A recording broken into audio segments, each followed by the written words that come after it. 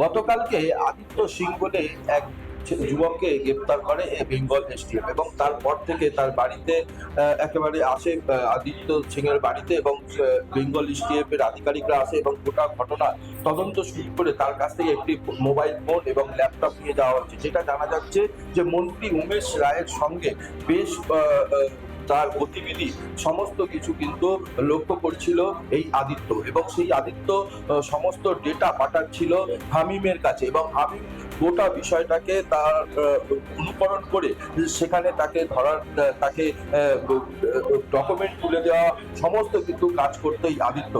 মাননীয় মুখ্যমন্ত্রী কে হুমকি দেওয়ার ঘটনা পাকিস্তানি জঙ্গিদের যে ষড়যন্ত্র ছিল তার মধ্যে আগেই একটা হামিম মন্ডলকে ধরা হয়েছিল বর্ধমান থেকে, যে পিলখানায় থাকতো।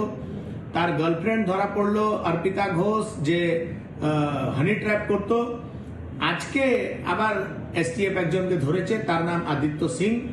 এরা হচ্ছে আসল সমাজের দুশ্মন, যারা টাকার জন্য পাকিস্তানি জঙ্গিদেরকে সমর্থন করে।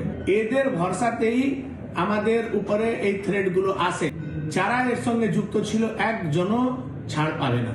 ইতিমধ্যে তার বাড়িতে আমি একটু দেখাতে বলবো যে তার বাড়িতে পুলিশের আধিকারিকরা রয়েছেন এবং গোটা ঘটনার তদন্ত করছে। তদন্ত প্রক্রিয়ার মধ্যে বেশ কিছু নথি সংগ্রহ করেছে বেঙ্গল এসটিএফ। যেটা জানা যাচ্ছে যে বেঙ্গল এসটিএফ এর হাতে বেশ কিছু তথ্য উঠে এসেছে যে হামিমের সঙ্গে যে যোগসূত্র রয়েছে সেই যোগসূত্র হচ্ছে একেবারে যে আইএসআই জঙ্গিদের সঙ্গে রয়েছে এবং সেই জঙ্গিদের মারফত সে একটা নাশকতা সব এরকমটাই ঘটাতে পারতো। আমরা তো এসেছি 2.5 মাস হলো।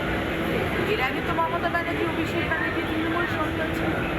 এই জিনিসগুলো অ্যান্টি ইন্ডিয়া, অ্যান্টি ইন্ডিয়ান্স, এই যে মানসিকতা, এই যে কিডন্যাপ করে রানসাম চাইবো, মুখ্যমন্ত্রীকে গুলি করে দেবো, মেরে দেবো, এগুলো তো বীজ রোপণ হয়েছে ওই সময় যখন মমতা ব্যানার্জি 2011-তে এসেছে।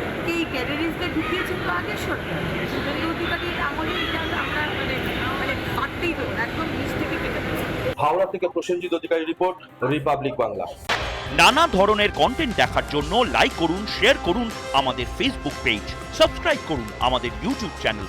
পাশাপাশি অন্যান্য ব্রেকিং নিউজের জন্য অবশ্যই চোখ রাখুন রিপাবলিক বাংলায়।